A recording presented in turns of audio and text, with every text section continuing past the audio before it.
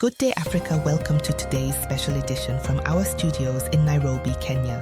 Today, we bring you an exclusive story from Southern Africa. In Zimbabwe, there have been allegations of a large-scale gold smuggling syndicate that has been operating for many years without being detected by the authorities. Our Southern Africa correspondent Judith gives us the entire report. As Zimbabwe strives toward President Emmerson Mnangagwa's ambitious goal of achieving an upper-middle-income economy by 2030, the nation's gold mining sector, long a cornerstone of its economy, finds itself undermined by rampant corruption and gold smuggling. This illegal activity threatens to derail the president's vision, robbing the country of much-needed revenue and resources vital for development. At the heart of this economic sabotage lies a network of smugglers, led by individuals such as Francesco Marconati, who are siphoning off Zimbabwe's gold at alarming rates, significantly undermining national efforts. Gold smuggling is not a new phenomenon in Zimbabwe, but its scale and sophistication have reached unprecedented levels. Since October 2021, Marconati and his associates, including his son Alessandro Marconati, Indian national Deepa Rana, and South Africans William Andre du Plessis and Bredenkamp, Andries Petrus, have been systematically smuggling approximately 40 kilograms of gold each month. What is even more alarming is that this operation operates under the veneer of legitimate mining activities, making it difficult for authorities to crack down on.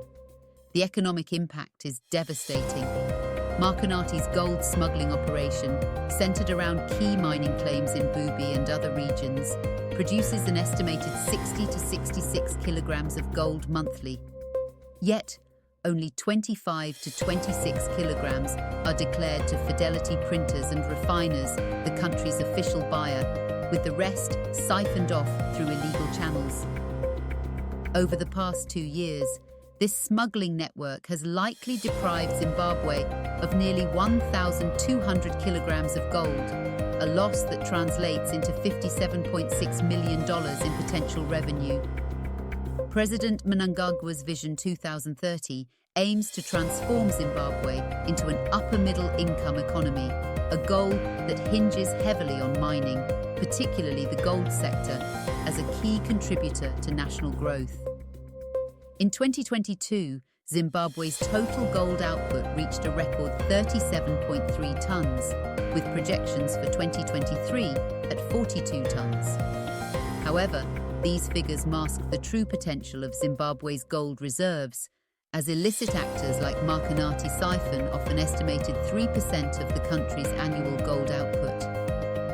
The financial losses caused by gold smuggling are staggering, diverting millions of dollars away from essential national development projects. Infrastructure investments, public services, and the reinvestment needed to modernize the mining industry are all starved of funding.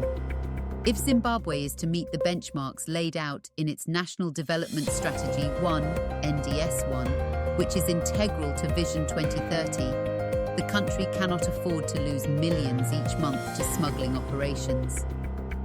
Zimbabwe is not alone in grappling with the twin challenges of corruption and gold smuggling. The Democratic Republic of Congo, DRC, one of Africa's most mineral-rich countries, has faced similar issues. In the DRC, a large portion of its vast mineral wealth, especially gold, finds its way into the black market, often sold to smugglers who operate with impunity. This has severely undermined the DRC's potential for economic development, leaving millions of its citizens in poverty, despite the nation's vast natural resources. Other nations, like Ghana and Tanzania, have also contended with gold smuggling, but through strong governance, rigorous enforcement of mining laws, and collaboration with international bodies, they have made some strides toward curbing these illicit activities. Zimbabwe can draw lessons from these nations in its battle against corruption. What makes the situation in Zimbabwe particularly dire is not only the extent of the smuggling, but the deep-rooted complicity of individuals in positions of power. Figures like Bredenkamp Andries Petrus, the general manager of Old Nick Mine in Bulawayo, and his superior, Mark Hughes, the managing director of Archean Resources Limited, are implicated in these illegal activities, facilitating the movement of gold out of the country through back channels.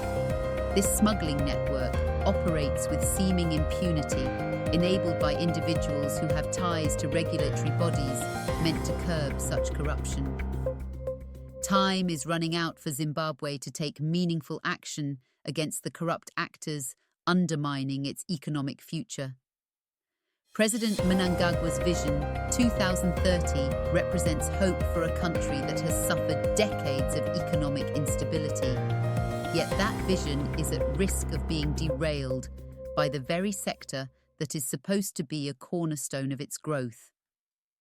Gold, one of Zimbabwe's most valuable resources, is being stolen out from under the government's nose, and without immediate intervention, the country may find itself slipping further into poverty rather than rising to prosperity. I am Judith, AfroView TV Southern African correspondent.